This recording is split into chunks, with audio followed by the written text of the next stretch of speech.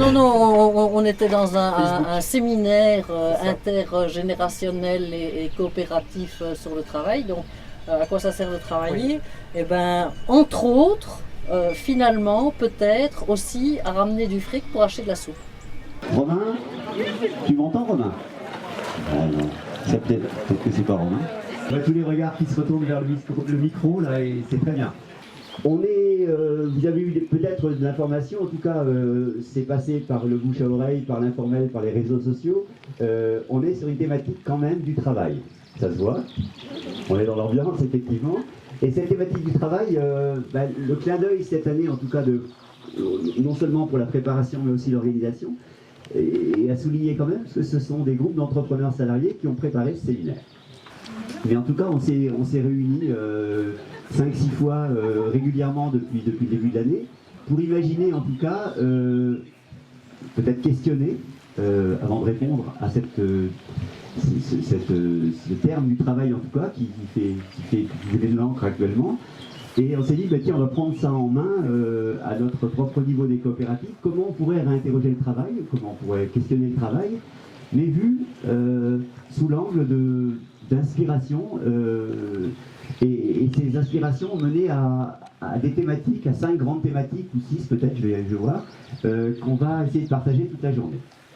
Et le travail, c'est aussi l'informel, c'est aussi se causer, c'est se dire bonjour, c'est une bienveillance comme telle entre les gens.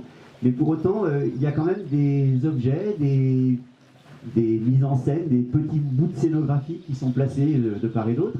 Et je vous souhaite à toutes et à tous, une excellente journée qu'on va passer ensemble, à papoter, à s'engueuler, à se faire plaisir. Et autour de cette question difficile, mais quand même bien magique, à travers une révolution douce qu'on appelle le travail. Merci.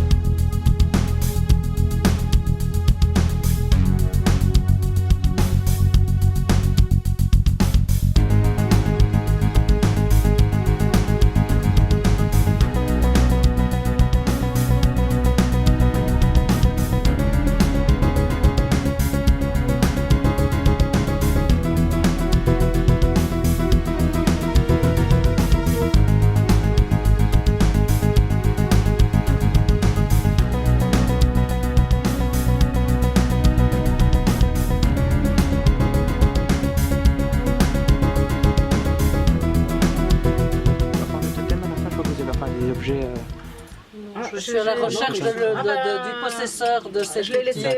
Vous n'avez pas envie de faire de compromis. C'est la surprise amusante de... Multiplier les possibles. En fait, je me suis mis là parce qu'il y avait de la lumière. Ah, un peu là, parce que j'ai qu'une fesse. Bon. Le changement, c'est maintenant.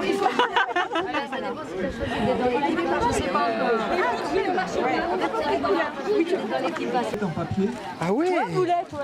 Il est super en fait. Je connaissais pas cette technique. C'est un petit avion, c'est un coup. En ligne, très bien. Là, le crash. Mais également innover, créer, ça ne va pas de soi.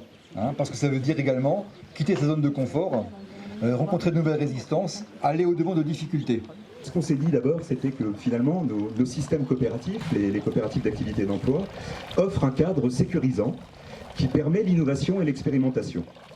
Et on avait aussi fait un parallèle avec l'entrepreneuriat, puisqu'on est tous, vous êtes tous des entrepreneurs, et puis que entreprendre, c'était prendre des risques, c'était sortir de sa zone de confort, et que justement, dans la coopérative, on pouvait se sentir épaulé, sécurisé par la coopérative et par le collectif d'entrepreneurs qui est autour de nous. La coopérative, ça permet aussi de favoriser l'intelligence collective, parce qu'on avance mieux à plusieurs, et donc que ça aussi, c'était un moteur de l'innovation, et qu'on a aussi la chance d'avoir des créatifs, où chacun de nous peut être créatif et qu'il fallait qu'on développe finalement au sein de nos coopératives cette culture de l'innovation, cette culture de la créativité, cette culture de l'expérimentation sans se juger les uns et les autres. Et une autre.